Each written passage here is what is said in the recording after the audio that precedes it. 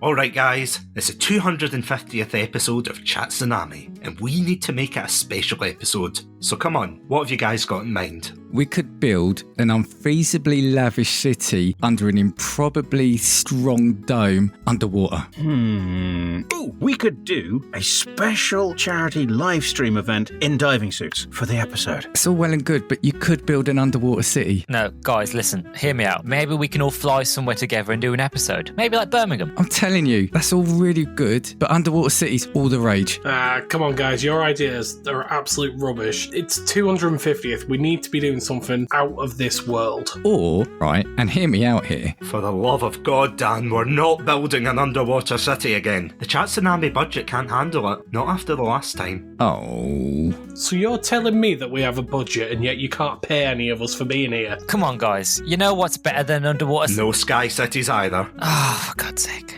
Well, the Winchester's closed, so I've won. Think we should go to the Chatsu Cafe, grab ourselves a nice hot cup of coffee, and wait for the whole fall of civilization to blow over. Or sink, since it's under the ocean. You know what could be really fun? I've brought this with me. Alex, where did you send us? Looking around, it looks like our usual boring world. Don't know why the Chatsu Cafe's in Paris, though. Something's weird here. I just can't quite put my finger on it. The pastries, the cakes, the bread. How am I going to fit that in the toaster? Either way, it sounds like a perfect place to host our episode. Welcome to... Wait, why is that child preparing to throw a baguette at us? Throwing what now? Ow! Damn you, baguette boy! Do you know what they say? Violence begets violence. Welcome to Bioshock Month. Hello everybody and welcome to the finale of Bioshock Month. My name's Satsunami, and joining me in this, well, fortunately not underwater city and fortunately not city in the clouds, but somewhere in between, that of course being Paris apparently, is four of the most fantastic content creators that I could summon on short notice. So we have Dan from Casting Views. Hello. We have RoboticBattleToaster. Greetings. Luke from the Howdy podcast. Howdy all. And last, but certainly not least, is the Baguette Slayer himself. It is Alex from the Game Club Pod. I was the only one that was available. Yeah, Joey won't return any of my messages anymore. Not after I stood outside with the boombox. I was told that's how you're supposed to network in podcasting, but apparently not. Well, what did you play? That's the important thing. The main thing is we have our health. Baby, come back. Just Duran. Yeah, When you can't even say. Anyway, that song has been stuck in my head since you don't know how long. But anyway, how are you all doing tonight? Well, we've been talking for 2 hours before you pressed record, so I think we're probably all slightly tired right now. We've said all the funny things. No, I'm very good, thank you. Thank you for having me on, and congratulations on your 250th. Get that out right at the start. So yeah, congrats. Ha, your podcast is old now. It can legally vote. I can go to war. That's what you're saying. I can drive a car, it could go to war, it can buy a house. You can try something called Splice. What's that? Sorry. I could try Adam. No plasmids for the podcast. That's how we get cancelled, guys. Come on. You mean we weren't supposed to have? All right, okay. Welcome to the podcast of values. None of the podcasts here condone the use of plasmids, Eve, or salts. Yes, because the flesh is weak and you should upgrade yourself with cybernetics and robotics, not silly genetic mutation. When I realised the weakness of my flesh. Can you tell we're also 40k fans here? It disgusted me. Omnissiah, bless this rapture. I could actually envision you looking down at your hands saying that, Alex. So we streamed the opening night live, just to date this a little bit. We streamed the opening night live as a co-streamer yesterday, and me and Joey were joined by Dan Squared. And at some point, I started explaining the lore behind orc colour theory from the Warhammer 40k series, and I got told that I sounded like a geriatric trying to explain things. You just should have said that Orc Bob Ross had a very difficult time painting anything that's violent. We were just worried about you, Alex. That was Not the first time or the last. So, for anyone who doesn't know, purple invisible, red fast. I don't know what yellow does, but... Lucky. Is it lucky? Aye. Huh. There you go. I thought yellow was make big things go boom. No, I think you're right. Blue is lucky, yellow is more Daka. Ah, okay. And green is the best. Green is the bestest. Because that's the colour of oak. Gork and Mork bless this podcast. I thought red was Blinky, blue was Inky, orange was Clyde, pink was Pinky. No, Dan, you're thinking of Tetris, mate. Oh, No, I thought you were talking about Dig Dug. No, it's the sequel to Pong. After you get that 100th win, it all goes to hell. You unlock the secret level. That sounds like a Pokemon rumour and you know it. Beat the Elite Four 100 times, upside down. Make it a Nuzlocke just to really throw people off. Anyway, thank you for joining me on this retro review. And totally not Bioshock. There's people listening to this going, this is not what I signed up for. Bioshock's retro now. Yes, you can Cheers. play Bio. Oh. there's people in here, Luke, don't know what they've signed up for. To be honest, that's every Chatsunami episode. I don't think anybody expects. I was listening to K-pop last episode. Now I'm here. Oh, yes, congratulations on that episode, by the Yeah, way. congratulations. Yes, thank you. For any of the listeners at home who don't know why they're congratulating me, and trust me, I don't know either. No, I'm joking. The reason is because that episode, and it seems to be the only one, I don't know why, but it just hit 700 plays. Wow. None of the other episodes have ever come that close, and especially in the time frame, because it was Wisteria Moth and I that reviewed K-pop Demon Hunters. I don't know if she used some kind of moth magic or something, if that's even a thing. And then, yeah, it's one of the most popular episodes. So I'm expecting this episode to do the numbers. I think it was the manic laugh. Yeah. The problem is, in this day and age, with how quickly trends go through, you've got to do things that are relevant while they're still relevant for 5 minutes. And you hit that sweet spot, and now we're doing a video game that came out 20-something years ago. I wouldn't necessarily call it relevant. Well, retro is the new relevant, apparently. The decline of society, independence against everyone else, the breakdown of societal norms. I think Bioshock is still relevant. Oh, It's yeah. just missing the giant guys with drills and people climbing across the ceiling. Give it time. Well, that depends where you live. And on that note, thank you for No, I'm only joking. We're gonna end before I offend anybody. 250 episodes. It was a good run, Satsu. You had to get it at some point. So what you're saying is this is a cancel special, got it. Anyway, let's talk about Birmingham. No, I'm joking. Hey! For legal reasons, that is a joke. It is a joke. The Red Panda lawyer for 250 episodes is just waving me down there. Yeah, I hope that panda is being paid well, because good lord, the work that you've made that guy do. I actually can't even remember when I started bringing that quote-unquote character into the episodes, because I used to say that a lot in season 1. Oh, for legal reasons, that's a joke, haha. And then it evolved somehow into a red panda in a waistcoat. Did you play Ace Attorney at any point? No, but I stole the background for that reaction image. He did. Objection. Overruled. He said it on air. Yeah, he said the thing. He said it on air. You're going to get sued by whoever owns Ace Attorney. It's not Nintendo, is it? I hope not. Oh, no. It's not. Boss music. Yeah, moving on. Guys, why is there a red dot in my head right now?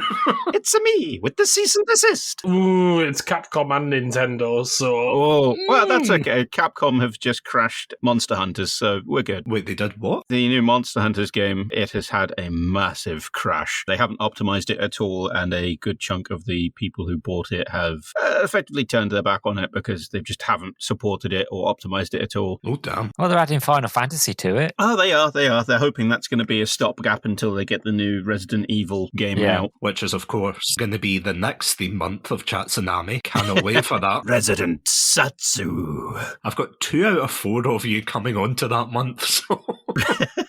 I think, anyway. Yeah, that's right, isn't it? Yeah. You've got another third of the Game Club pod then, haven't you? Yeah. And then you'll have the full set. I need to get my jukebox back. Come on, Joey. Joey, if you're listening, please return my calls, please. I've got a schedule to keep. Try a different soundtrack. Any recommendations, Alex? Anything Enter Shikari I will was get going to his say, yeah, attention for being immediately. serious, yeah. You know my love was meant to be.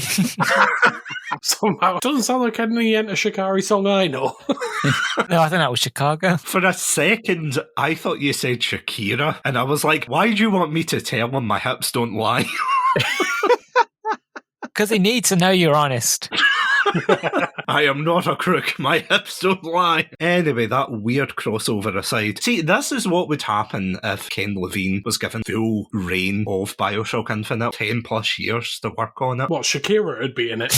Yeah, 100%. I think this is what happened if Rapture was full of podcasters, don't you, Ian? Yeah, well, nothing would get done. We'd all still be around the table just talking to each other, really. Yeah, I saw a fish, guys. You'd walk past the bar where the microphone for the singer is, and we'd all be fighting to get behind it. I mean, you're not wrong. You've had your 5 seconds of fame. It's my turn. It's like nobody knows that it's unplugged. And they're still wrestling for it. It's like, ooh. Is this thing on? Oh, lots of shock jockey going off that night. That's the true story of how Rapture collapsed, really. It was a bunch of podcasters in a room.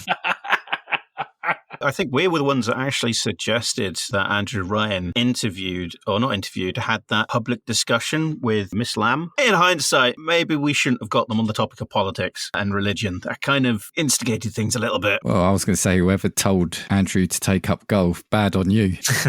Yeah, he could definitely do with improving his handicap. Oh, God. Right, here's a question. See, out of all the characters in Bioshock, who would most likely have a podcast? Because my money is on Sander Cohen. Oh, If he definitely. lived long enough. I'd love Delta to have just like an ASMR podcast. Just breathing heavily in the mic. No, going, just like "Oh." picking up things with his hands and just manipulating them in front of a microphone. ASMR, yeah. Yeah. Underwater ASMR, he's just like tapping things. Yeah, and occasionally getting deafened by a whale. I'm just thinking tapping the glass in the tunnel and it just smashes. And then just the sound of water. And then, I want random splicer number 5. Just them screaming just down the microphone. Ah, tranquility. I love it. tippy tappy, tippy tap, tippy tappy, tippy tap. Just Andrew Ryan in his office going, this is what Rapture was made for. It's just 4 hours of whale songs interjected occasionally by splicer screams. And by the end of it, you can't tell what's what. I think Dr. Lamb would probably be an interesting podcast. I think it would be messed up, but listening to her talk would be interesting. Isn't that kind of what she did down in Rapture, though, when she took over? Technically. It's like, hey, guys, guess what? None of you can leave. There are speakers everywhere. Welcome to my first episode of The Family. Hey, chat, my daughter's gone rogue. What do I do? L's in the chat for Eleanor. Am I right? Splicer number 371, thank you for the resubscription. The family welcomes you. You've unlocked a dancing splicer emote. Could we just get all the different incarnations of Booker and it could be a crime podcast? Oh, God, yeah. Oh, Yeah. Oh, that would be so call good. it you've been booked. But here's the thing. The big twist is no case ever gets solved because they're all looking for the same woman. Yeah. She's my daughter. No, she's mine. What did you say? The tagline would just be, we do this by the Booker. Yeah. Oh, very good. No, it'd have to be Brother. the Lieutenant's twins, right? Right, I'm off to make that podcast. See you later. Oh, the Three Stooges, but they're all Booker DeWitt.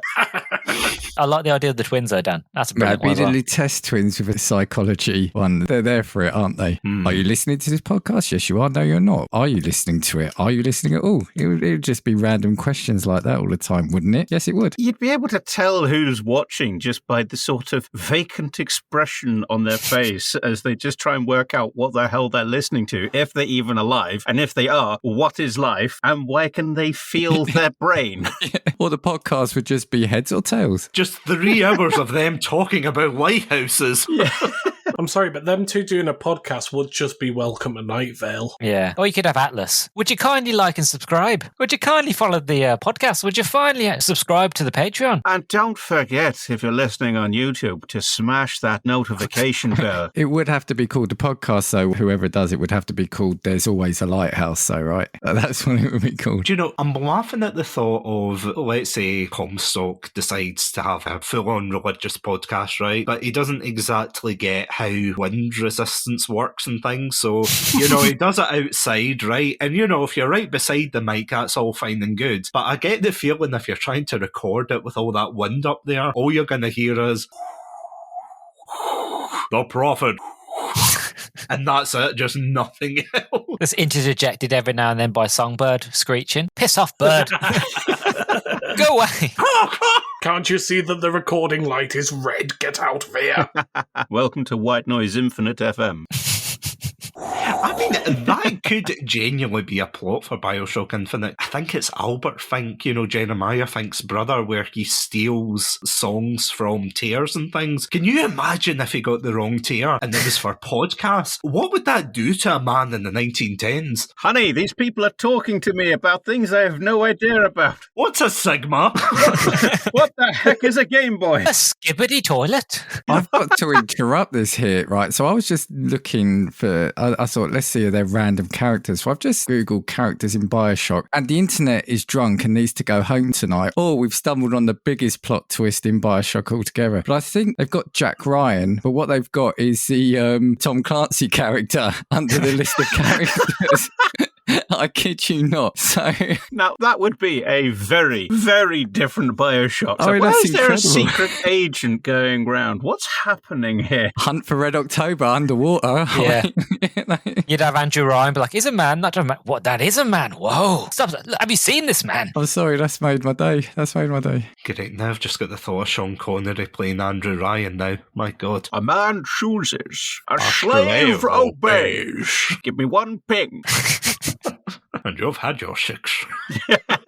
As he just hurls the golf balls at you. I was like, oh, come on. Enough of that. Yeah, I don't think podcasts would be a thriving industry. Well, I say that, but all the audio logs sitting about. Oh, they were all podcasters, really. All those audio logs. So what you're saying is podcasting was the reason that Rapture fell. I can just imagine both in Rapture and in the Bioshock Infinite universe, you could have pirate radio stations. In the Infinite universe, it's just a balloon floating really far away from the main city, just with an antenna pointed directly at the city. And in Rapture, you just have this incredibly suspicious cable that just loops all over the place, plugs into one section of the wall and goes off into the middle of nowhere. And there's just a bathysphere there with just records stacked from floor to ceiling and one guy sitting there talking to himself. It'd be like Good Morning Vietnam, but the Rapture edition. Yeah.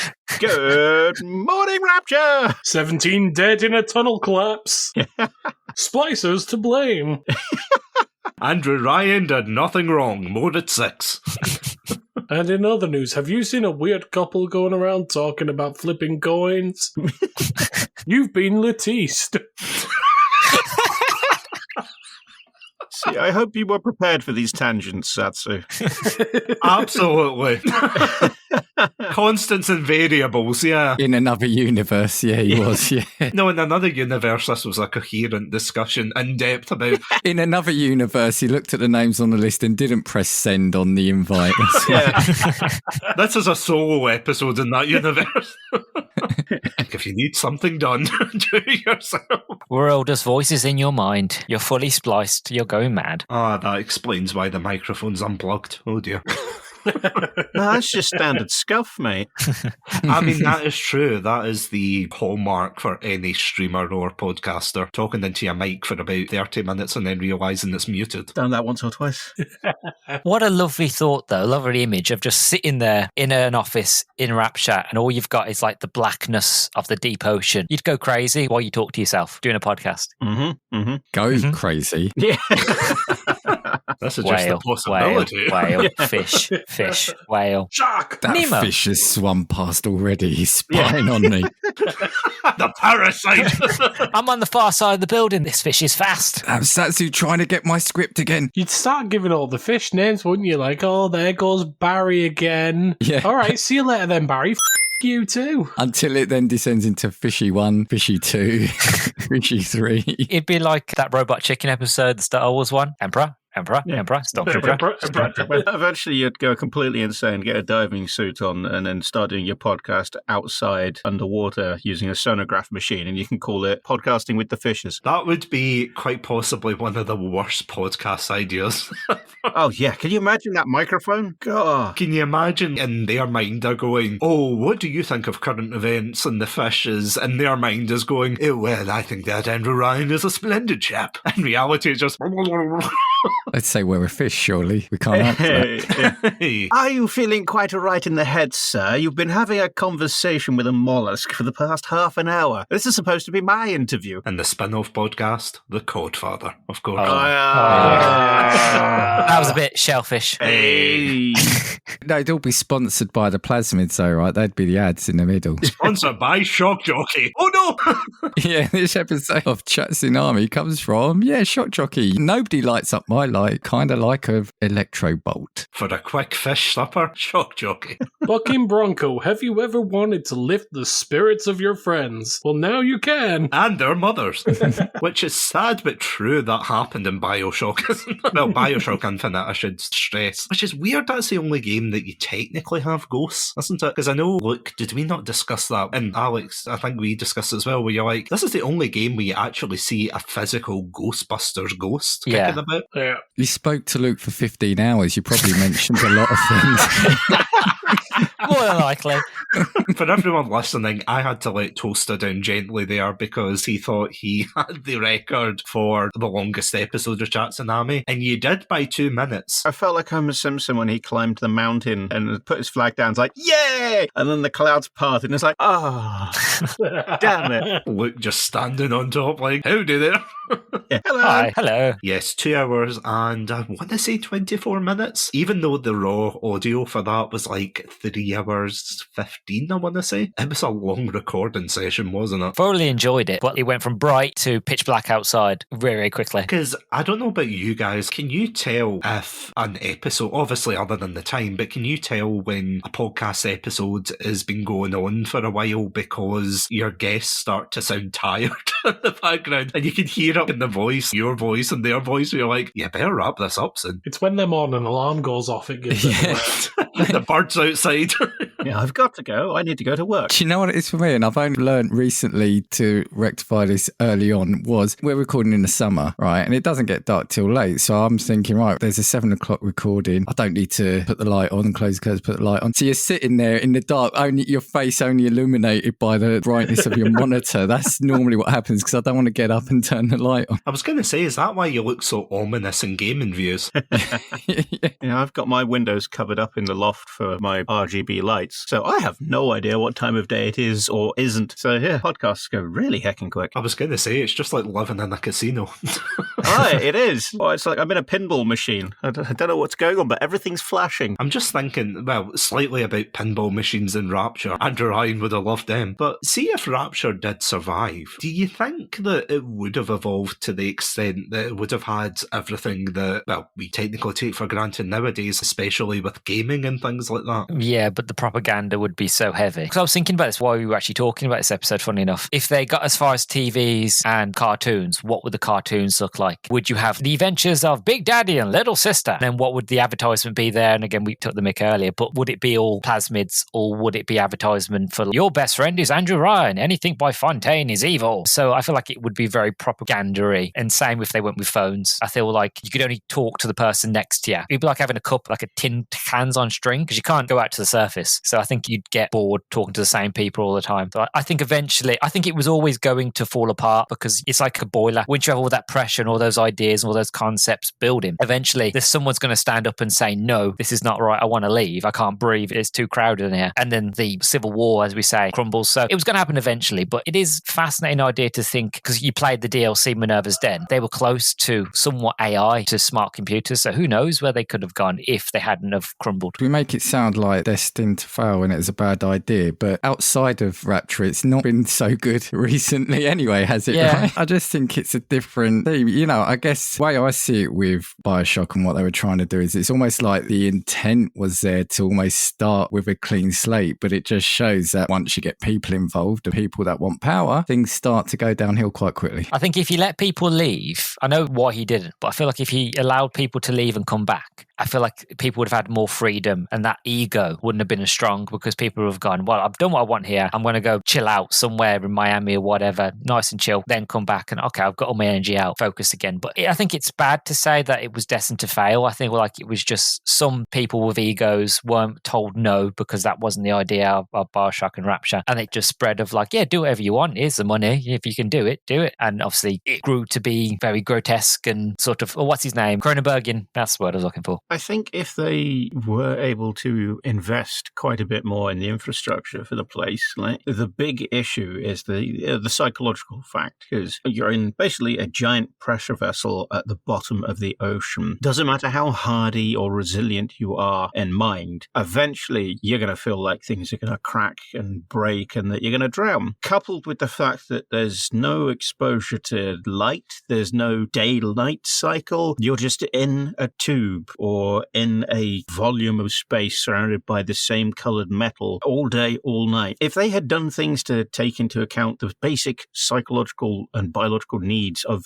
having a daylight cycle, having some lights in the ceiling areas of every single area, that you can get these sun lamps nowadays which basically help your body and they can make like vitamin D, but have it so the light changes throughout the day so that way it simulates their day-night cycle. I think that would have done a massive amount to help people not absolutely flip their lid, being stuck at the bottom of a tin can at the bottom of the ocean, not being able to go anywhere. But I suppose on the flip side, in Bioshock Infinite, they put them right against the sun. You put the wrong people against the sun, though. That was the problem. True. You gave them too much vitamin D. Also, the lack of oxygen. Altitude sickness, that's what it was. Or too much helium. Altitude madness. Too many people sucking on balloons. Hey, we've all been there. I got an idea, guys. Look at that win! I mean, between that and shooting crows out of their hands. Oh, crow magic. I love crow magic. Not quite as good as bee magic. No. See, we discussed this in length in both of those episodes, right? We did, yeah. But here's a question, going round the table here. What would you rather have? See, if you had to choose between these two plasmids or vigors, if you had to choose between shooting bees out your hands or shooting crows out your hands, which one would you choose? Crows, 100%. Yeah. 100% crows. Crows are smart. You can train them. Well, I was going to say because it looks cooler, but yeah. Also, You can pet a crow. You could kill a bee if you pet a bee. how heavy are you petting the bee? Enough to kill him, apparently. It's like a mice and men all over again. Pretty bee, pretty bee. Tell me about the bees. Yeah, I think I would go for option C, which is neither, because funny enough, I don't fancy being either a hive or a rookery. I don't like having the idea of all sorts of insects crawling in and out of my hand, making a nest, because what happens if you accidentally upset one or you pet one too hard and it stings you? Does that mean that all the bees that are inside the hive, aka you, are going to start swarming you? And with the birds, I don't want ravens. Corvids are clever, but they like shiny shit. Can you imagine, it's like you summon a raven and you throw it at someone and then you turn your hand upside down and all sorts of shiny rocks and stuff just start falling out your hand. Like, what the hell? See, the problem is Toaster's here thinking about it quite logically, and I'm sat thinking, if you summon bees, do they like jazz, and will one of them try to sleep with your aunt? No bee movie. You like jazz? Well, I'm thinking, can we mix them? Can we have crows that sting? Bees riding on crows. Yeah. The bzzzt cavalry. Or bees that make the crow cawing sound. How cool We would have the that be? knights who say, bzz. Overnights. No one expects the crows. Wait. I just want to interject here and just point out to the Pandalorian listeners that if you want our deep dive on the philosophical aspects of this game, go a couple of episodes back. This is a silly episode where we're letting off all the steam or the stinging crow bees apparently. Maybe that's what you can use the crows for. You know, if you've got a bee problem, well, I've got the crows for you. The crow bees, that could be the quartet in Bioshock Infinite. That's the next group. That's our band name. God only knows. I think we know which one Edgar Allan Poe would pick. Who is that knocking upon my chamber door? Aha! Quote, bees! No, wait, wrong one. And so quote the bee. Yeah. See, undertow, that one's quite interesting where you just squirt water out your hands. My question is, where's the water stored? And is it just your hands? And is it always water? Yeah, exactly. Can I change the flavour? Why is it yellow? Oh. And why do you want to change your flavour? Now that's kind of become... Yeah, like, you know. You're not supposed to ingest these. Look, you're not Robinson, man. I mean, no, I think he's onto something, because if you change it to like single malt whiskey and you blast them with it, they're either going to be knocked on their feet or they're going to get drunk. Either way, they're not going to cause you a problem. I mean, going back to something you said about the crows, Toaster. Going back to something sensible. No, No. Hear me out. You said something interesting there when you said about how crows like shiny stuff. How good would they be at robbing a bank? Right. The only problem is they'd lead them right to you because they literally whooshed inside you. How do you know it was me? Yeah, Oh! just a crow head just pokes out of your hand, caws at them, and goes back in. I'm telling you, the only two people who would, well, maybe three if you include Edgar Allan Poe, but the only two people who would love that power would either be the bird lady from Mary Poppins or the bird lady from Home Alone 2. And I don't think any of them deserve that power because it terrifies me. You know, at the end of Home Alone 2 where she sees the sticky bandits and she's like, run, Kevin! Crows! They just get mauled. I also think the problem is the game doesn't explore the sadder side of having these. So imagine every time you pointed, a crow flew out, like somebody asked you for directions in the street, and you go, like, yeah, just over there, and all of a sudden, a murder of crows fly out of you. There's been a murder. Well, my question is, with all these vigors and these plasmids, why did nobody ever decide to become a superhero or supervillain? Forget about Fontaine and Andrew Ryan. You've got Crow Man, or I'm B-Man. I think it was the drugs and the cocaine. Yeah. Or sorry, salts, let's call Salts, them. Wink, yes. wink, yeah. Oh, actually, that goes on to a really good tangent that just popped into my noggin. So, you've got the different plasmids. If they were cocktails, what would you have in them? Like, if you had a plasmid that was called Freeze Bolt, what would you have in it? Well, the base of that would have to be blue Kahlua, wouldn't it, really? Oh, yeah. Blue Kahlua and, like, a really strong vodka. But then you'd have a Russian accent as well. I cast Freeze Bolt. And you'd have to have lots of ice in there, of course. Oh, no, maybe some dry ice. Well, what would you do for the crow one? It'd just be like a dead crow, bit of shiny Ooh. object. No, I'd call it a murder. And I would get some, I cannot remember the name of, there's this really nice liqueur it's a nice, like, dark red colour, and I cannot remember what it's called. Is it Merlot? That's a wine. Oh, is it? That's it. Yeah. Never mind. I'm mixing wine with my cocktails, so I'm bougie like that. That's not a conversation I'm willing to open. Not since I was 16. Yeah, taster. not since I was in college. I went as far as a cheeky Vinto, which was basically port and blue WKD. No, I have had that. It's quite nice. It is good, yeah. We got the obvious one for me would be Incinerate. That's going to be a cinnamon whiskey, Oh. Yes, Fireball. bit of rum, I say that's not a Jaeger bomb. and a dash of Tabasco. What about something like a little bit of vanilla in there as well, just to give it a nice smell to take the edge off the Tabasco until they drink it and go, oh, I have made a mistake. What was that vodka that was like really strong but tastes like paint thinner? Vodka? Well, not but like I don't know, really popular with teenagers like in the Are you on 90s. about absinthe? Oh, absinthe. Oh, my God. Absence could be the reason we all have plasmids in the first place.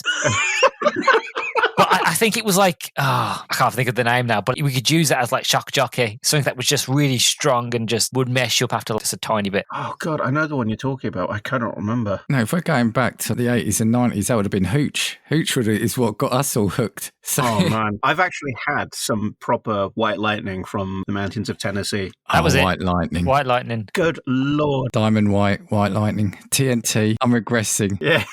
We've lost him. We're living my better days here. It was scrumpy when I was in uni. I'm pretty sure when I had a mouthful of that, the soft tissue in my throat was like, what the hell has he just drank? Nope, reject. No, that really is paint thinner. Yeah.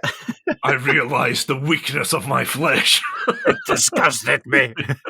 Smooth skin. Toaster, the dark red liqueur you were trying to think of before. Are you on about Campari I think so. or Chambord? I think it was Campari. But yeah, I'd mix that with a nice, what's the coffee liqueur? Kahlua.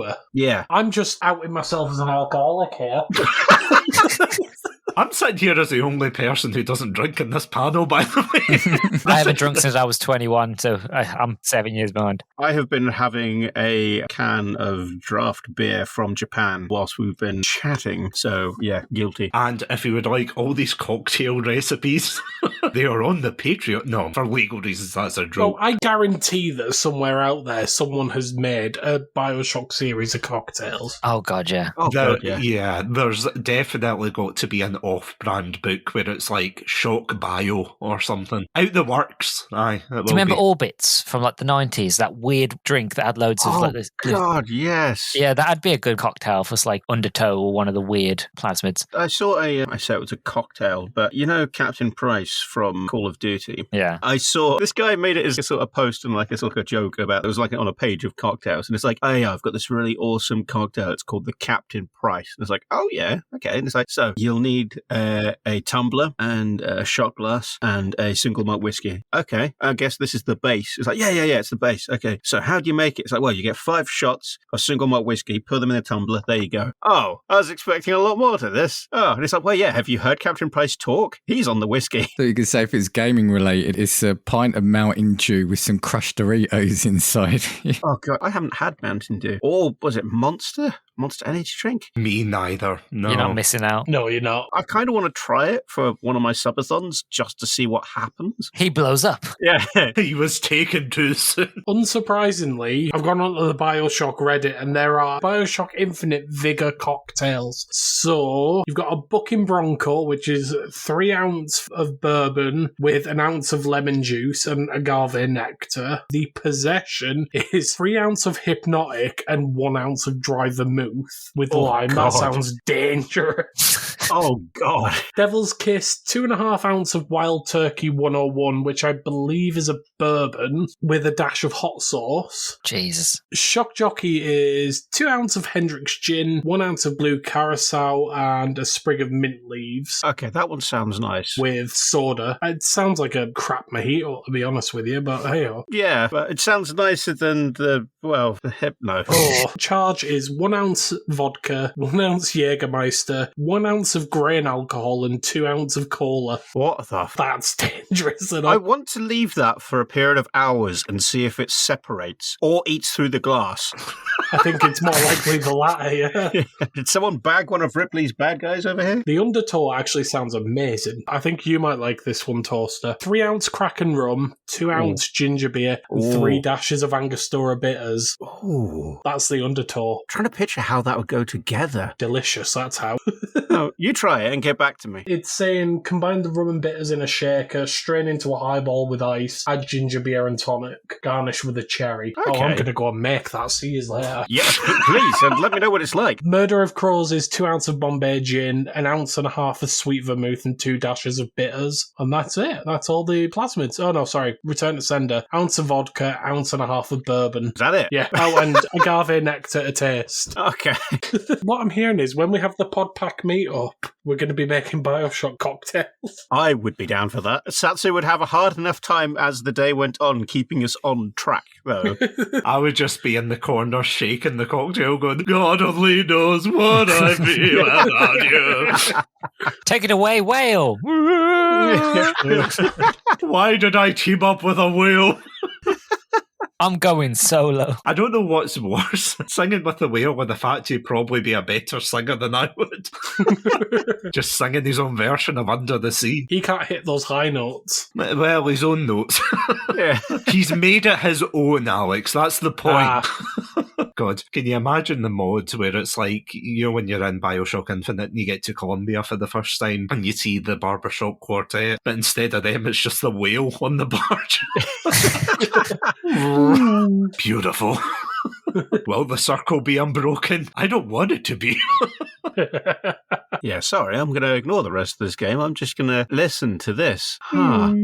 How did they get the whale up here? Booker, save Elizabeth. Booker, you've been here for 10 hours. You're so majestic. I don't know what's worse, this or the fact you're eating from a bin, but they're so delicious. Honestly, living in the Bioshock world, other than the obvious pitfalls, let's just say, it would just be a nightmare, wouldn't it? In fact, here's a question for you. Let's say you, in an alternate reality, I say as I laugh and cry both simultaneously in different universes, but say you were the Andrew Ryan of your period and you thought, you know what, I'm going to create my own Rapture with Blackjack and you know what, starting with you, Dan, where would you put your Rapture? Would you still keep it under the sea? Would you put it in the clouds? Where are you going with it? I think to echo what, I think, was it Toaster was saying earlier, yeah, it would be the clouds. It'd be too depressing under the sea. I mean, I think just for the opening of Infinite alone, you know, where you get shot into the clouds and it opens up and it's all so, yeah, give me the sun, has to be. Or sorry, or outside Alex's house so I could see him every day. What is this weird structure that's on my street? Sorry, Alex, but you can't park your car. You can't park your car on your drive. Is a man not allowed to peek into another man's room? Yes, as I get a lot. Sorry, Dan just sent me a text saying, can you open your curtains, please?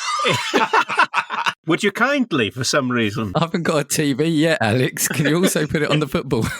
And open your window so I can hear. Yeah, Toaster, you're up before we get into any more trouble here. So, am I limited to terra firma? No, you can go to space. Oh, well, then it would have to be... Okay, I'll give you two, if that's all right. First one would be on the moon. Great. Primarily because it's closer to Earth. It'll be more useful in terms of shipping resources back. It'll be fantastic for tourism. And because it's got no atmosphere, it's actually going to be safer than Mars, because the dust that's on Mars that gets blown around by the wind is an absolute nightmare for static, and you don't really want it in you, on you, or inside your habitat. If I were to do it on the planet, I would probably make it so it's not as deep as where Rapture is at the moment, but I would pick somewhere in the Caribbean area, which is coming from someone who has thalassophobia and is absolutely terrified of the ocean. I would pick somewhere where the waters are a lot clearer and it's a lot more tropical. And I'd have a specific section of the underwater city that is slightly elevated or quite elevated, and have it's just like this massively reinforced glass dome, and I'd call it the pavilion. And yeah, that way people can go up and just spend the day up there enjoying the sun. And yeah,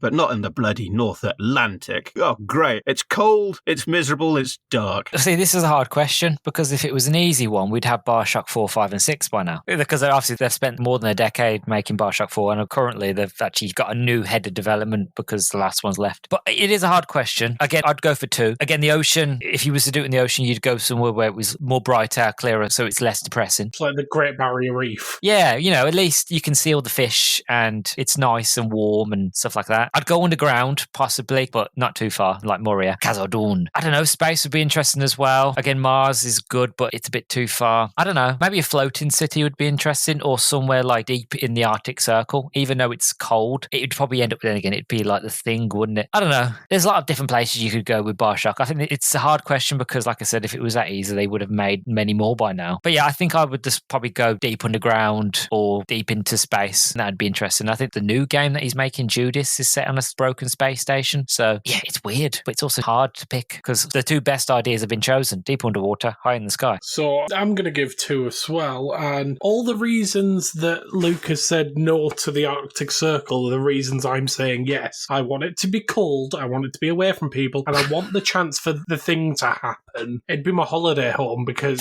screw the British summers. And now I want to put one in space, but what I want to do a little experiment with it. I want to put it on Venus and see how people acclimatise to the fact that Venus has a longer day than it does a year. You could put it in the atmosphere of Venus. With all that sulfuric rain. Yeah. Yeah. I'd have to really invest in some good material, though. I've read the book. I know the plumber. All right, okay. That's fine, then. That would be an interesting one, though, Venus. Just see how people handle it. Because it's got a gravitational pull that's similar to Earth. You've just got to deal with everything else. I think if you did it above the clouds, not in the acidic clouds, but just above them, again, another floating city, because obviously the pressure would be too much. Again, it's gone scientific now. The pressure would be too much on the actual planet's surface and with the acidic rain and the methane and all that. But that'd be an interesting set. Or like the rings of Saturn. That'd be cool. Ooh. One of the planets rains diamonds. That'd be an interesting one to live on. I think it might be Mercury. Pray for the dome's strength, though. Aye. Yeah. Oh, it's raining again. Uh-oh. Bing, bing. Just sounds like thousands of gunshots. Yeah. Are you okay, honey? I'm fine. What's that noise? Don't worry about it. Get in your spacesuit. I mean, I suppose it would be easier to get diamond rings and things on that planet. But then everybody's got them, so it'd be worthless. Like, oh, I've got this rubbish here. But just think you could have splicers that are like partially crystallized. Yeah, blinged out. Oh, God, no. Blinged out splicers. Blinged out splicers. Complacers. Yeah, I know I made a joke about it in the Discord, but I think it would be interesting to see one on Europa underneath the frozen surface. That would be interesting. I imagine it would just go exactly the same way as Bioshock, just with more, well, dread and horror, being like, it's not only the fact that you're at the bottom of the ocean, you're at the bottom of the ocean on a frozen moon orbiting a planet. That's a little bit of a hop, skip, and a jump from Earth. So if you've left your bags at the airport, I'm afraid you should have packed another toothbrush. Well, yeah, because if you want to go scientific about it, if you wanted to, you could have the idea, we built the city underneath Europa, but the problem is the crust shifted, closed us in, so we're locked off, and we're miles deep under very thick ice that we can't drill through. It would take them years to get here and to drill through, so we're stuck. And that progression over time would see how did people slowly start going crazy. And obviously, because you're on an alien planet, you can do alien parasites, whatever. That could be your new plasmids, whatever. Or maybe not do that, maybe go full psychological, and it'd be more like Dead Space. Who knows? Oh, yeah, I think the psychological aspect would work because they're stuck in an unknown environment with no way out. It's like the golden ingredient to horror. Let people's imagination do the work. There seems to be a real knack in this group for coming up with really stupid out-of-the-box ideas and then making it work. From the moment I understood the weakness of my insanity. That's called podcasting. Satsu, where are you putting yours? Yeah. I do agree with the space angle. I feel as if on the moon or somewhere like that, that would be probably the next logical step that I think the franchise would go in. And it'd be, as you were saying, Toaster, you've got the flow of resources that you could have. You've got it close to the Earth, relatively close to the Earth. The other one that I think you guys are sleeping on is a place like the Scottish Highlands. Oh. Now, the reason I say that is because have you ever driven in those country roads and those B roads? No, but I have gone through Wales. Different country, mate. I know, but it feels like Middle Earth. If you ever go to Middle Earth, it feels like Wales. We don't give Luke the navigating duties, okay? Yeah. The North Sea must be here somewhere. Look, this is the Caribbean. It's all right. Birmingham's in the south. That's an inside joke. I'm not stupid. For legal reasons, that is true. But no, it is notoriously hard. See, going through all those B roads, and let's face it, councils in the UK aren't exactly well known for filling out potholes and maintaining rural country roads. So let's say even if someone was trying to sniff about, how the hell are they going to get there? Yeah, true. Without getting noticed, at least. So, I mean, you could bury it somewhere deep in the Highlands, and I don't know, you're going to get a couple of sheep maybe sniffing around, but that's about it. The Island of Skye would probably be a good one because it's close to the mainland, but it's still off. No, because it's got a bridge connecting it to the mainland. Oh, I didn't know that. I'm sorry, Luke. I'm sorry you had to find out this way. Chuck it up in the Hebrides, and then when people start asking for directions, they can't understand them anyway. They just get sent back to... Why are they talking about storing away black pudding? I don't get it. There's a scene in the Rapture book, actually, where I think the people of Rapture, of course, start complaining that all they've had to eat are fish, because for obvious reasons it's the easiest thing to catch, and that's all they're getting. I could just imagine the Rapture in the Highlands is just like, why is there nothing but stored away black pudding? We need something else. It would be like Lord of the Rings then. All we've had is mouldy bread for 3 stinking days. What about that haggis? They don't need that. Look, they're fresh. They are not for eating. Looks like square sausage is back on the menu, boys. Oh, God, if only. If you do base it in the Highlands, you could just surround your city with Highland cows, because those things are fucking scary. Really? Aye, they're massive. They're massive, but they're quite relaxed. I mean, I'm honestly not joking here, although it was kind of south of Scotland. You're north, Luke. Yes. And I drove down to this lighthouse, and again, it was a single track road and everything. I swear to God, there were just these cows, some of them Highlanders, some just regular cows. They were just walking into the middle of the road, and it got so bad that the person driving in front of us literally had to get out his car to push the cow away. He was just had them going, go, go, go, and the cow was like, oh, you don't have to be mean about it. It just wandered off. It was like, I don't know, you can't call it a moat of Highland cows, but a garrison. a platoon. Yeah. Can you imagine putting the order down for that? I need a lot of Highland cows. Oh, you're a farmer. Yes. Yes. I just love Highland cows. Thinking about that somewhere secluded, you could stick it on the Nepalese sort of mountains like Shangri-La, hidden away, that sort of thing. It's hidden by the clouds because it's too high up in the mountain, or you could put it deep in the Amazon jungle. That'd be fascinating as well. Again, but I think we're going into ancient civilization sort of territory there, but that'd be cool. There's somewhere secluded, somewhere where there's no people. I think that's the idea of what Andrew Ryan wanted. He wants to be somewhere where it's really hard to get to, and people interested in getting too close because it's so dangerous. Like the Congo. Congo is really, really dangerous. so somewhere deep in the Congo. That is a fair point, though, if you want seclusion, but the only downside of it is I don't think Rapture, or the concept of Rapture, Columbia, like a secret version of it, would be able to exist with social media. And when I say social media, I don't mean very keen investigators. I mean TikTokers and influencers, just stumbling across. How angry would you be as Andrew Ryan if you're sitting there in Rapture and you've built this amazing city under the water, nobody knows about it, and some broccoli-haired 20-something-year-old is streaming it, right, on TikTok, and it's like, guys, you'll never believe what I just found in the middle of the Atlantic Ocean. How the hell? I'm just going to say this now because every time someone has said build a city or built this city, my brain immediately fills in the blank with and rock and roll. I'm glad it's not just me. And I have been doing my best to just not sing it out loud whenever someone says it. Well, if we're going down that route, ever since someone said propaganda at the start, I keep thinking someone wants to take a really good look at something. So that's all I've had in my head literally since the start of the episode. So thank you. Is that right? Propaganda. God, I forgot all about that joke.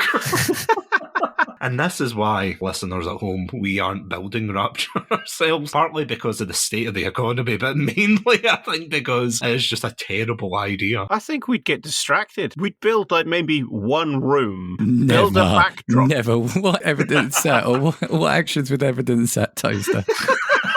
Come on, I'm not having that. It's just a hunch, I think. But I think we'd build one room, probably make a wall around it so we can fill the backdrop with water so it looks like we're on the water, and just turn that into our little podcasting studio. Maybe put some goldfish in the moat around it outside and go, oh yeah, look, we built Rapture at the bottom of the ocean. What do you mean you want us to walk outside the room and give you a tour? Sorry, my extension lead is too short. Can't do that. You do know green screens exist, Toaster. You wouldn't have to get all that water from behind. But that means that I won't be able to wear any sort of bright green shirt, otherwise my chest will disappear. Which Toaster is famous for. I still can't find my toaster. This isn't a joke, it's a cry for help. I've been looking for it for 10 days now, please. Has your kitchen appliance gone missing? It might be a green screen. So what you're saying is you have to buy a lot of toasters, put them behind you, and then you can get your own homemade green screen. Mm-hmm. Aye. It's like the kitchen appliance equivalent of the Truman Show. It sounds like a dystopian version of QVC, I'm not going to lie. Do you want to buy these toasters? Where did they go?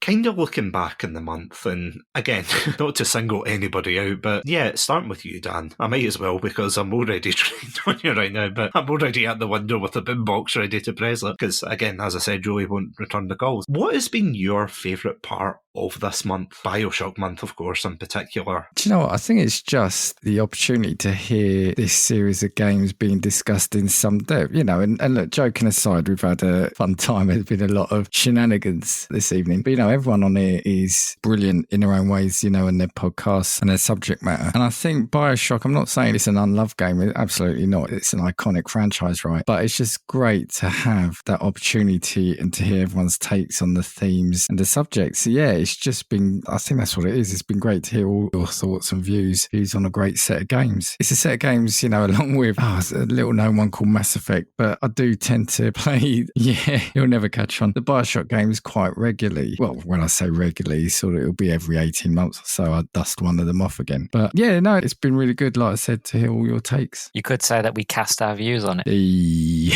had to. He said the thing. Roll credits. I'll never say no to advertising. Thank you, Luke. You're welcome. What about you, Toaster? Well, chief amongst having this nice chat with everyone today has been an absolute wonderful way to round off the evening. But going through and looking at the games through a more adult light, if that makes sense, because of course when I first played Bioshock that came out in, 2007? And then Bioshock 2 came out in 2010? In 2010, I was 20. Oh, God. Yeah, I know. Oh, no. Going back and looking at it now. Dan, how old were you in 2010? Never thee mind. Guys, don't blow into the mic, you'll just turn to dust. It doesn't feel so good, Mr. Satsu. But But yeah, going back and playing the game, because when I played it for the podcast, that was the first time I played it since I played it in 2010. And Wow. going back and looking through it, it was like, God, yeah, Rapture, what a mess. What the hell is going on here? And just thinking about all the sorts of bits and pieces and, going through the psychology of how people would have had to sort of survive down there. I really enjoyed it. And one thing I do wish that existed was I wish there was a game where you could basically be one of the poor schmucks that had to keep Rapture filled with air, not water, and just go around and try and fix the place, preferably without Fontaine or anyone else blowing great big chunks out of it. This is why I recommend the book to everybody, because the book fills in those gaps and it does a brilliant job. No, I can only second that, because by the time this episode comes out, there should be a Chatsu Shorts episode where I've reviewed it in medium length, let's just say. A short episode of medium length, but it is an absolutely, you're right, look, it's a fantastic read. And the audiobook's also on. Again, this episode isn't sponsored by Audible. Amazon, get your act together, but it's also on Audible as well to listen, and yeah, I can't recommend it enough. I actually tempted fate, I can't remember if I told you guys this, I tempted fate by reading it on a plane, and it wasn't until I got off the plane when I was like, oh, that was a stupid idea.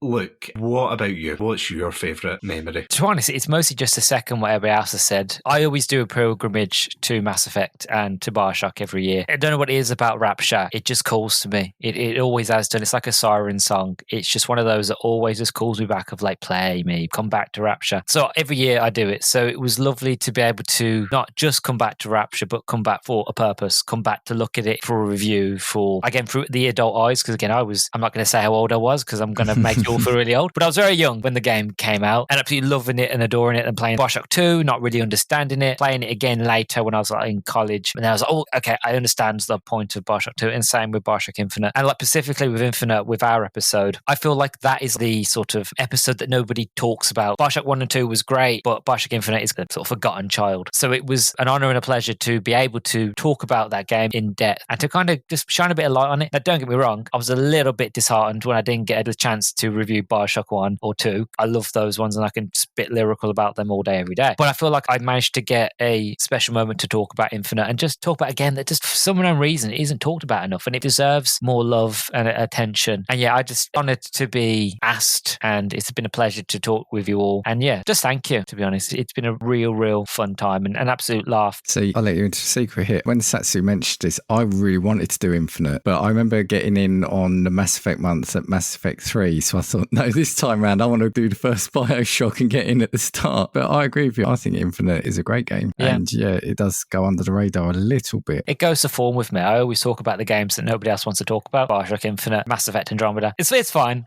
Loved Andromeda. It's nice to meet somebody else who did as well. Yeah, that game was stopped way too soon. I would have loved to explore the rest of the galaxy over there. Do you know, ironically enough, the book, I think, is it Annihilation or something? Yeah, it continues. It's really good. It's a murder mystery with Quarians, and I don't want to spoil it, but it's really good with the Quarian arc. It's not what I would have wanted. I would have wanted the book to focus on the Ket and their history. Again, this is not a Mass Effect episode, so I won't get into it. But I would have preferred that than the Quarian arc. But again, what we got was good in the books. But yeah, I would have liked to have played it in the game. And last but certainly not least, Alex, what are your thoughts on this month? Doing this month forced me to play Bioshock Infinite because I didn't play it I bought it when it came out, but I didn't play it when it came out. I don't think I'd have ever played Bioshock Infinite if it wasn't for doing this month. Obviously, I played 1 and 2 way back when they came out, and I've replayed them once or twice between. But Infinite has just never been on my radar. I knew it existed, but I also knew that it was, at the time, quite ill-received, and I think that just tainted me. But having played it, it's not as bad as people made it out to be, and I think if it weren't for doing this, I'd have never known that. And are you still traumatised by the baguette boy? I see him in my sleep. I swear he's become my new sleep paralysis demon. Just dancing around your bed. Aye, exactly. You guys know about the baguette boy, don't you? Is that the weird kid that just dances around in a circle with a weird look on his face? Yeah, with a baguette held above his head. So I did some further research to confirm that I wasn't just imagining that somebody put them in because they couldn't get the original model right. And apparently, to, I suppose, backtrack to that episode, the reason that apparently they did that was because there was supposed to be 2 kids dancing around. The advertisement establishment or whatever it is, the big stand. But they thought, oh, we're just going to transport the dancing animation from the adults. You know that scene on the beach where it's like you crash down and you find Elizabeth and she's dancing with all the other people and they're dancing in the circle. And they thought, oh, let's just apply the skeleton structure from that model to children. And apparently it just did not work at all. They were clipping through one another. It just looked very unnatural. So instead, they decided to take one of the other animations and, just give him a baguette and make him dance around like a David Lynchian character. Blue Velvet, who dat? Bioshock Velvet. It was bizarre, and I do agree. I see him in my dreams as well. Or nightmares, I should say.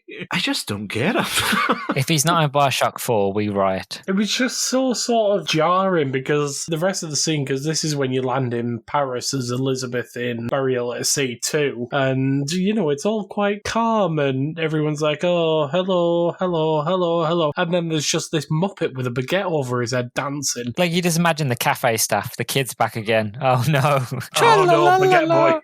It gives me real Jack Sparrow jar of dirt energy. I got a jar of dirt. But instead it's like, I've got a baguette. I've got a baguette. Zutaro, close the doors. No, we have no baguettes left. Be gone. We sold them all this morning. Depending on how stale that baguette is, he could use it as a melee weapon. Plus 10 bludgeoning damage. He should have been the final boss in Claire Obscure. Yeah, he's the BBEG. Maybe it's, what are they from Star Wars? The Tusken Raiders, where they just go... It's just, wee. And the little baguette boy went wee, all the way home. I was going to say all the way to bludgeon you with that big... On guard. He gives off, and this isn't a phrase I use lightly or at all, but he gives off Dark Souls boss energy, doesn't he? You'd expect to step through one of those portals, and it's just the health bar keeps going up. Baguette Francois, boy. wielder of baguette. Dun, dun, dun, dun, dun, dun. The sequel to the Three Musketeers no one knew we needed. The secret fourth musketeer. What, Britannian? Oh, brioche. Oh, now I want brioche, damn it. Yeah, me too. I don't want baguette. Not his style baguette, anyway. Look, all I'm saying is, see if he was in Les Mis, they would have won the revolution. There's a story for another day. I don't want to get political, but Baguette Boy could have sold the French army. Meanwhile, in another timeline... Can you honestly imagine that? It's just Elizabeth looking very contemplative, going constants and variables. And Booker's just like, Elizabeth, what the f are you talking about? There's a boy literally bludgeoning Napoleon to death with a baguette. I'm a bit mesmerised at the moment. I'm on Discord just staring at this kid go around a pole. I can't stop watching it. Can you hear the people sing? Singing baguette boy. Oh my God, how did you find that? Because I was going to send that earlier. I just typed in baguette boy. I did as well, and they evaded me. I think a shit songbird, but for all the listeners at home who obviously cannot see our phones unless you've got a secret splicer powers here, it's a gif of the baguette boy. His dancing. movement is so weird. It is like a splicer. Yeah, but that's the thing. They modelled it after the adults who were dancing in the game, which... So that's why he's a bit janky. Yeah, obviously he's going to be a lot bigger and they'd have to compress. I mean, Alex, I think you would be able to be more of an authority here, but it's like they had to compress the model or not the model, but I don't even know what you call it, the skeleton of the model. Yeah, the skeleton. Yeah, and then replicate the movements and things, and obviously it would look weird if he was just dancing with his hands up. Like any of you have got the agility, the balance and the moves like that kid have got. Come at me. Some say he's still going. He is still going, I'm watching it. You spin me right round, baguette right round. I could imagine in the design office of Irrational, it was like, all right, guys, we've got a dead space. We need to find a way to fill it. What's the ideas? A kid with a baguette dancing around a pole. I love it. Sold. I'm going to need you to loaf out the bread jokes now. Come on. Now, guys, come on, don't rise to it. Oh, Oh, my Lord. I'm a bit sour. Is this because I started the episode off with violence begets violence? Is that what this is about? Just got to roll with it. This won't be the first recording that I leave prematurely. That's not a pun. I'm trying to find the bread-related joke in there. I can't find it. We didn't give him enough dough to stay. You didn't give me any. What makes you think I have a budget? Oh, right, the skit. Yeah. I was trying not to laugh at that when you did the line read because I was like, yeah, we don't have a budget. Question is, do we need to carry on? Very true. Thank you all for listening. No, Nobody got the need pun. no, I got No, it. I got it. I chose to ignore. Oh, for God's sake. A man chooses, a baker obays. Anyway, this is the reason why Greggs won't return our phone calls for sponsorship. Baguette Boys aside, and our own mortality aside, apparently, with Baguette Boys, honestly, this has been an absolutely fantastic month with you guys, and genuinely with the PodPack Collective as a whole, because it's something that you were saying there, Alex, as well, that a lot of podcasting is being told to watch a film or play a game that you wouldn't normally do, so you step out your comfort zone, or you think, right, I'm going to dust off the digital backlog, let's go, and you try different games. And for me, I think it was either the end of last year or the beginning of this year where I started playing the first Bioshock for the first time. And my God, it was so good. A bit like with you, Dan, with Mass Effect. I was like, okay, I'll play one. What's the harm? And then end up doing a whole month of it with you guys. And yeah, with Bioshock, it was just an absolutely incredible experience, both playing the games, that was half of it, but the other half was making up the skits, having you guys on. And I'm not just saying that because you're here and you're not getting paid. Wait, what? Moving on. Yeah, no, it's been absolutely fantastic. It's been so fun talking about the philosophical musings in the first game, the second game, even Infinite as well in the DLCs, but also the silliness of it all. I know we've joked a lot there about Baguette Boy and things like that, but you've also got the Murder of Crows, you've got the Would Andrew Ryan have a podcast apparently, that kind of thing. So honestly, thank you guys for coming along with me on this journey to discuss a game series that, although it is outdated, I will admit that, and I think it is so old that you can probably play it on your mobile phone now, can't you? Oh, I think so. I really hope not. I really hope not. I can't remember who it was I was saying to, but there is actually a Bioshock game that was released for mobile phones, but it's a kind of pixel version of it. You're kidding. Yeah, Yeah. it ran on Java, didn't it? Yeah, it was like, there was a top-down one, and then there was also I want to say a first-person one. You sure we're not talking about the game Plumber? I wish. No, apparently so, because when I found it on YouTube, I was like, there's no way this is a thing. But you look it up and you're like, oh my God, it's just, one of these games that it goes into the pile of lost media, because let's face it, who's breaking out the Nokias and downloading this game? God, you're right. Pull out the N-Gage. There's a name I've not heard in a while. Well, clearly you haven't been listening to gaming I was views. about to say that, yeah. That's what I knew, remember it, because I listened to it recently. God damn, I've been rumbled. End the recording, please. Yeah. The idea is if you can play Doom on a fridge now, at this point, it wouldn't surprise me if you could play Bioshock on the Didn't phone. someone run Doom on a pregnancy test? Yes, I think so. I'm sure I've seen that somewhere. I think you're right, but that string of words together is just... That was a sentence I never thought I would hear. So, honey, were we successful? I'm at Hell's Gate. What is it? It's a BFG. Yeah, bloody imps, they're everywhere. You don't have to talk about the baby like that. God. Honey, I'm pregnant. Not now. I'm going for a speed run. I'm playing on Hurt Me Plenty. Okay, help me plenty giving birth to it. Did you just pee on the controller? Honey, that is disgusting. I was going for a high score on that thing. What shall we call the baby? Doom Guy. Yeah. Little Slayer. Oh.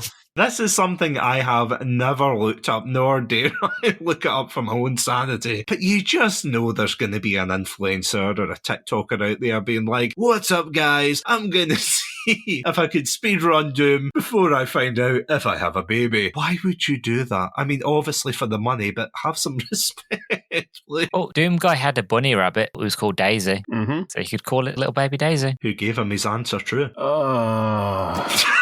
You okay, Toaster? I'm half crazy. All for the love of you. I think you're all full What are crazy. you doing, Satsu? Dad, it's your verse. Come on. I can just think of the soundtrack to Suicide Squad. I'm a fool to do your dirty work. Oh yeah, I don't want. I'm just singing it to Chatsu. I want to do your dirty work. Yeah, I've just muted myself now. Welcome to episode 251, the karaoke edition. I'd be there for that. Is this while Satsu is standing outside with the boombox trying to get Joey's attention? You're just standing next to him, serenading him. That's why it's not working. He's using us as karaoke for it. Yeah. It's not even a boombox at this point. I'm just lifting up Luke going, come on, sing! Sing the thing. Look, I enjoy a musical number every now and then. I don't know how I got into this situation, but roll with it. I need the recording.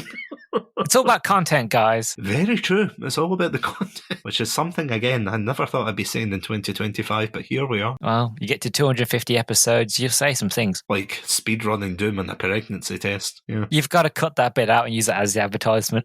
Make it a Patreon-only exclusive. The spicy B-roll like the Doom Generation ladies. Is a man not entitled to the pee on his... Oh, no, reverse!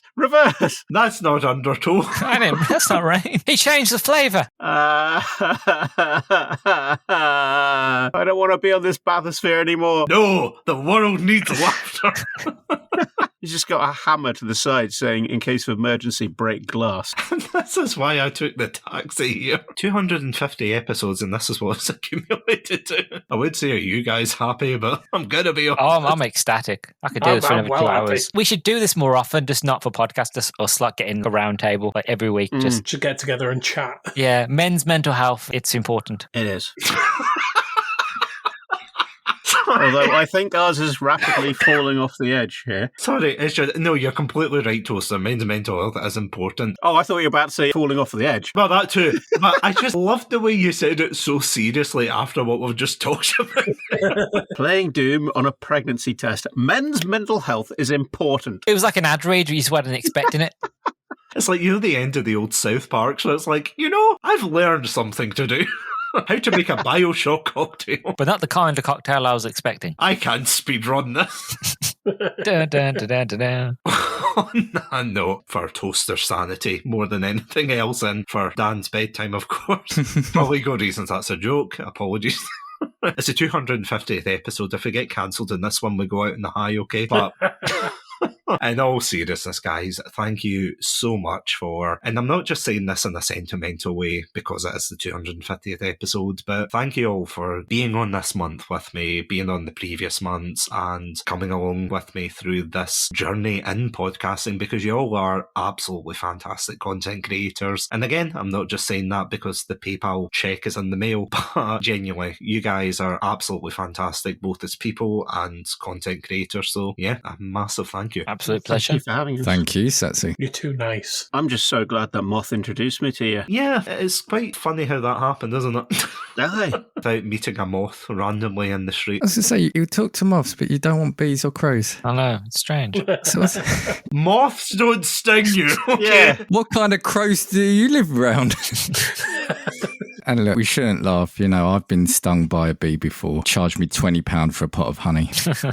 Oh, good Lord. Man, he saw you coming. I mean, he probably died after that. But, So did Dan. but as always, thank you so much for coming on and, going through this month. And before we wrap up, and we're going to do the roll call again because there's way too many of you in this episode. First of all, Dan, where can the lovely Pandalorians at home listening find your content? And, do you have anything in the pipeline that you're working on? So, people, if after this you decide you want to hear more from me, you can find me at Casting Views, but also, more importantly, more recently, Gaming Views, where, along with my awesomest co-host, Dan, who's also another Dan, you can hear us talk about all sorts of random gaming stuff. And at the moment, no, we're just working through. We've got a lot of ideas listed down. We're just trying to put them in an order and trying to get through them. But those Gaming Views are Tuesdays and Fridays at the moment. Casting Views on a little bit of a break while I'm focusing on that. But I'm still putting out the best of at the moment. So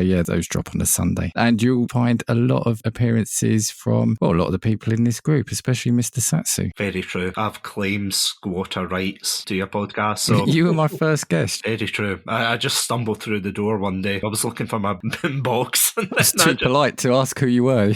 I was too polite to leave. I was just like, yes, podcast. Yes, what the hell's a podcast? I was looking for my copy of Doom. Good. So, Toaster, you're up.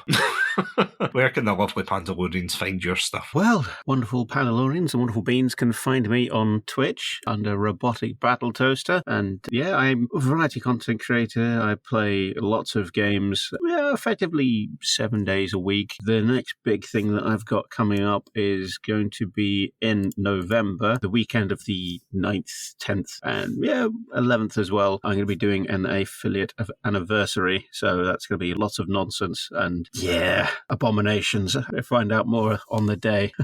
Is that the one where you do the sandwiches? Yes. That is the one where I do the sandwiches. Excellent. I'm going to be adding more toppings to the list, much to my chagrin. Especially considering someone recently told me that tartar sauce is vegetarian. Oh, no. Yeah. Well, at least it's not horseradish. Oh, God, you shouldn't have said anything. You shouldn't have said anything. So if people do a certain amount of subscriptions in one chunk, they get to pick how many toppings go on these pieces of toast that I literally make and eat then and there. Oh. However, if they do 20 subs in one, I put every single topping on the list on these pieces of toast. And the chemical reactions that I have witnessed, yes, it is an extensive list. To clarify, when he says toppings, we're not talking like a choice of 10. We're talking a choice of 30, all on one bit of bread. And it's savory, spicy, sour, sweets. You got like rice puddings, Tabasco sauce, jelly, jam, pickles. And people can pick really sadistic choices as well. Like someone picked 2 toppings and they're like, yeah, I'm going to be really nice to you. You can have Nutella and strawberry jam. You're like, oh, that's amazing. Thank you. That's fantastic. No, actually, I changed my mind. Oh, okay. What have you changed? You can have strawberry jam and Marmite. Oh. It's like, oh, thank you. The hand giveth, the hand taketh. I know that's not the point of this, but like I have to ask, what is the most surprising concoction where like you get 2 things like that shouldn't work, but when you've had it, you're like, that's actually really delicious? I don't actually know. It all sort of becomes a Vietnam flashback when the bread starts melting. I think rice pudding and honey worked really well as a topping. You just have to eat it quick before it dissolves the bread. Anyway, my piece over. He was getting flashbacks. Spaghetti boy, no! I hear helicopters. And yeah, your Scooby sandwiches. Look, where can the listeners who are still here find your content? Well, I'm not as interested as Battletoaster. I don't do weird sandwiches. I just speak in a weird accent. Some people call it a Brummie accent. Some people call it a southern accent. Southern Some accent people as well. call it northern. Or northern accent. It depends where you are in the world. So I'm a variety podcaster, which is weird to say. I do a lot of different things, movies, video games, books. I tend to look at things that most people don't talk about or look into because I find that's the more interesting content is where it's like, what's people not talking about? That's where I want to be. So I tend to do that. You can find me on all podcasting platforms from Apple, Spotify, Good Pods, that sort of thing. I'm on YouTube as well. You can follow me on Twitter, HowdyBeans_pod, just for all random things that I post and retweet. As for things that I'm working on at the moment, I don't know when this episode comes out, but as a recording, I've got Whispers of the Heart Studio Ghibli movie. That's coming this Saturday. I'm also working on my plans for Halloween. So I'm not going to spoil what they are, but I've got a lot of topics that I've chosen for Halloween, which I tend to look into movies that I like, horror B movies, the kind of horror films that I like. Are really cheesy, so bad they're good. That's why my bread and butter, really, what I sort of enjoy. And yeah, so that's it really. But I want to say again, thank you to Chatsu for inviting me on. It's been an absolute pleasure. You all are lovely as well. And yeah. And last but not least, Alex. I am 1/3 of the Game Club pod. We are now technically, I guess, a variety podcast. We were a gaming podcast, but now we've branched out into movies and TV shows a little bit. You can find us anywhere. We're on YouTube now, as well as Spotify. I don't know if we're on Apple Podcasts because none of us use Apple, to be honest with you. But yeah, we're the Game Club pod. I say we should be working on Podmas coming up. We've decided, against my better judgment, that we're going to do an episode every day of December again. But what we're doing this year is we're planning it ahead because last year we started recording in November. So this year we're going to aim for October at this rate. Enjoy that. That's going to be a slow descent into madness that will be great fun. I do love Podmas. Podmas, Christmas time, 30 days. I've still got it stuck in my head. You should try doing it. Honestly, cannot wait for that. To be honest, that applies for all of you. Cannot wait for all your stuff coming out. As I said, absolutely fantastic channels, and definitely go check them out. And I'm not just saying that because just got your PayPal's accept for you, Dan. So see if you wait behind after the call. Always me. Always me. That's you sneaking into the bathysphere again. Oh, is this the off button? No, jokes aside, once again, thank you for coming on. And yeah, definitely go check those guys out. But if you would like to check out our more serious takes on the Bioshock world, as well as the other 249 episodes of Chatsunami, good lord, then you can indeed check us out at our website, chatsunami.com, as well as all good podcast apps. I also want to give a huge shout out to our Pandalorian patrons who have made all of this possible. RoboticBattleToaster, you might have heard of him. Sonia, Ghosty, and Cryptic 1991. Thank you all so much for supporting the show. And yeah, if you would like to support the show on Patreon as well, then you can check us out on patreon.com/Chatsunami, where you can get early access to episodes, you can get commentary tracks, exclusive episodes, and you can also get Luke's karaoke version of this episode. For legal reasons, that last one's a joke, but I'm sure he wishes. You and I can... I have to edit it, that's why I'm hesitant. I'm like, I don't want to edit 10 hours. Then, yeah, once again, you can check out on patreon.com/Chatsunami. And yeah, that is the end of Bioshock month. That is the end of season 5 of Chatsunami. Next month, we are going to be running the best of season 5, so definitely be sure to check that out. And the month after, once we return for season 6, we're going to be returning with the absolutely terrifying but fantastic Resident Evil month, starring, as I said, 2 out of 4 of the amazing guys here, yourself, Dan, and Luke. So definitely be sure to check that out, because I did not get jump scared for nothing. So you better listen to us. It's going to be a fantastic month, so check it out. As always, thank you all so much for listening to Chatsunami. You Pandalorians are absolutely fantastic. Stay safe, stay awesome, and most importantly, do you guys want to finish the last bit? Stay hydrated. Stay hydrated. Hydrated. Bees. Murder crows. Bees are in my eyes. Rot the bees. Oh. Bye, everybody. Ta-ta. Cheerio. Tatty bye. You just got to leave them hanging, Dan. What games do you want to see run on a pregnancy test? That's how I'm ending the episode. I mean, bye.